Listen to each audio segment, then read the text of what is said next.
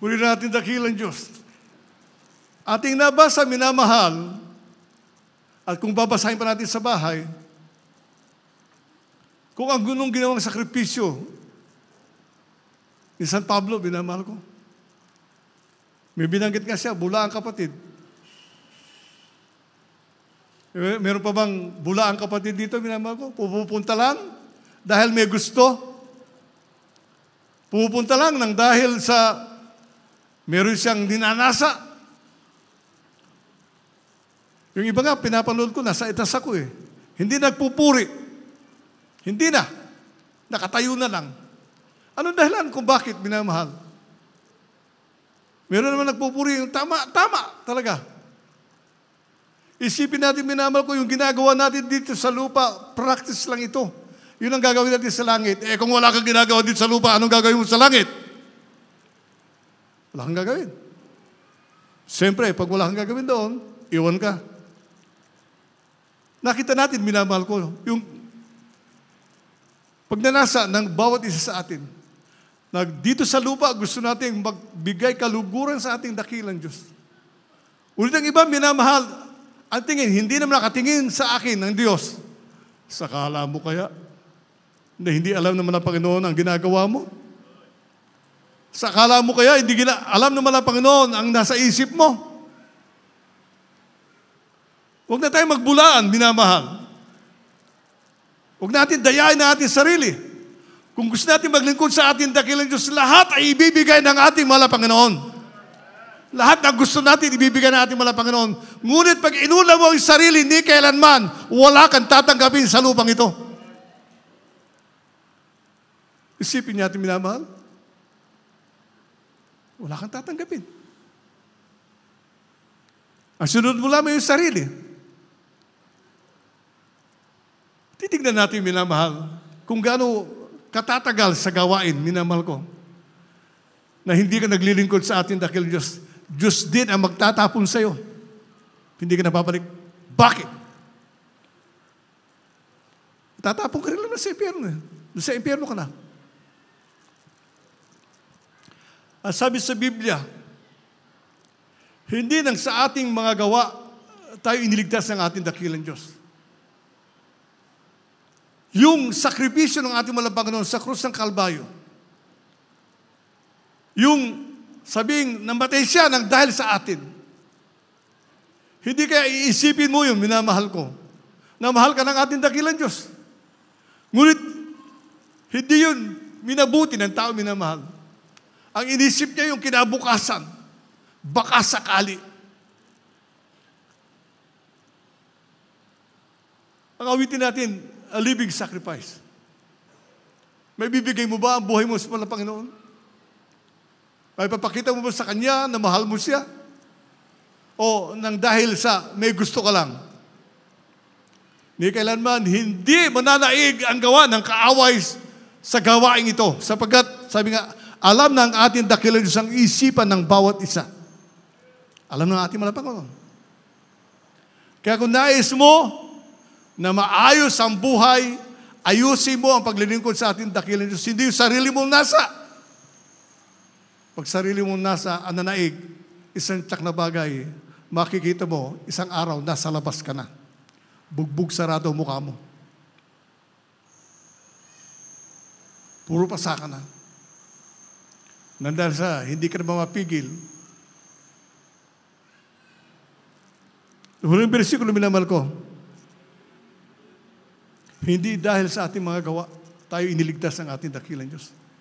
It is His plan for us. Isipin mo na kahit na gano'ng kasama na galing ng kulungan, dadali ng ating dakilang Diyos pag-ebanghelyo, maniwala kaya ang tao. Ngunit, sabi nga, mahal, magbukas ka lamang ng labi, isang tsak na bagay, gagawin ng ating mahal na Panginoon ang nararapat mong gawin. Sasamahan ka ng ating dakilang Diyos. Ang nangyari nga, minamahal, hindi nagtitiwala ang tao sa Diyos. Siya, ang Diyos sa kanyang sarili. Nakakatakot, minamahal, mga kapatid. Isipin po natin, minamahal, dito sa lupa, tandaan po natin, milyon ang hindi sumasampalataya sa ating dakilang Diyos. Ilan lang tayo? Kasama pa yung hindi na naman pala tayo na narito. Kung saktan kayo ng mga tao, yun mga minamahal. Mabubuo kayo ng sarili na gusto ko na langit. Hindi, gusto niya rito yung langit na nasa isip ng tao, minamahal. Hindi yung langit na idilaan ng mga Panginoon. Ang bahay, ang mansyon, ang kalsadang ginto, ayaw niya lakaran yun. Ang gusto niya lakaran, minamahal ko, dito lang sa simento. Isipin po natin yung minamahal. Huling versikulo, Filipos Kapitulo 3, versikulo 8. Praise God. Sa mga tiga Filipos 3:8, ganito po ang pagkasulat. Oo nga, sa lahat ng mga bagay ay inaari kong kalugihan dahil sa dakilang kagalingan ng pagkakilala kay Kristo Jesus na Panginoon ko. Naalang-alang sa Kanya ay tiniis ko ang kalugihan ng lahat ng mga bagay at inari kong sukal lamang upang tamuhin ko si Kristo. Amen. Inari niyang parang sukal lamang ang kanyang mga ari-arian natanggap nang dahil sa mga Panginoon. Kaya niyo ba yun, minamahal? Kaya ba natin iwanan? Nag-iisip tayo, sabi ko, I'll be a professional someday. O, pabayaan niyo ba? Yung nauna na. Ngunit tayo na narito, minamahal. Alam mo bang gusto nyo? Maglakad dito sa lupa o gintong kalsada sa langit? Anytime. Magsasabi, si Brad kasi mag-aaral pa ako. Think it twice. Pag-isip kayo ulit. Ano nga ba ang dahilan kung bakit tayo narito? Hindi ba ang dahilan ay upang ipalaganap ang salita ng ating dakilang Diyos? Bakit tayo naroon sa mga eskwelahan? Bakit tayo sinusunod natin ating mga sarili? Hindi ba dapat ang masunod ang mga Panginoon? Nangyayari, minamahal. Katulad sa mga gagawa. Isipin po natin, akala nyo ba yun lang ang tungkulin? Meron pang iba, mag-ayos ng gusot na lugar. Mag-ayos ng hindi tamang pamamalakad. Isipin po natin yung mga minamahal. Ang sabi nyo, ay mas mabuti si Brother Fred kasi mabait. Yun lang ang akala nyo. Kung paandarin ko yung ugali ko nung araw, minamahal, lahat ng tao, isusuka ako. Masama akong tao. Wala akong alam sa sakripisyo. Ang alam ko sa sakripisyo, minamahal yung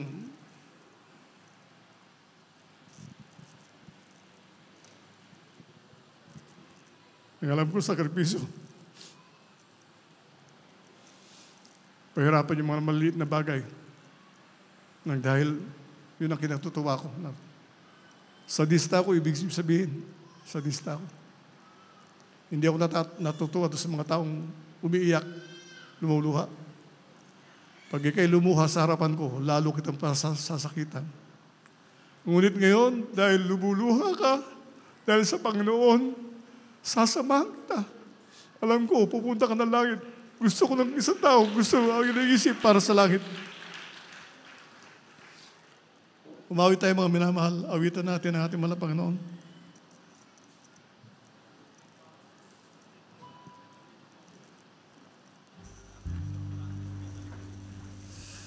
Isipin natin mga minamahal, ano ba ang kalagayan natin sa lupa? Hindi ba katulad din tayo minamahal ko ng mga tao doon sa lupa, minamahal ko, minsan masagasaan, mangisay sa gitna ng kalsada, hindi naabot ng hospital. Pag Kristyano natutulog, kukunin ng mga Panginoon. Hindi ba mas maganda na abutan ka ng ating dakilang Diyos? Nangangaral na salita ng mga Panginoon. Kanta, nakikinig, isa, dalawa lang, tatlo. May mga tao kasi minamahal doon na nakalimutan na ang mga Panginoon. At ang iniisip, yung kanilang kinabukasan. Yun.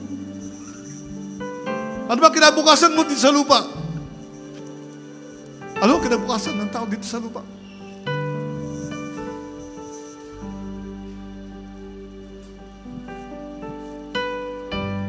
Meron ako pinagkakautangan nga, mga minamahal. Sabi ko, ngabandang Mayo, ibibigay ko na yung para sa'yo. Ano sabi sa akin? Kuya, kalimutan mo na yun. Isipin mo, napakalaking halaga. Ngunit tandaan yung minamahal, ibabalik ko yun. Bakit? Hiniram ko. Kinakaya ibalik, minamahal. Sapagkat hindi ako magiging totoo sa akin sarili. Kung tatalikuran ko, sasabihin ko, thank you. Hindi po minamahal. Kung naghirap ka, ibabalik ko sa iyo. Sapagkat yun ang kaligayahan ng Diyos. Ang makita ang kanyang mga anak nagsasakripisyo dahil sa Kanya. Mauwi tayo mga naman.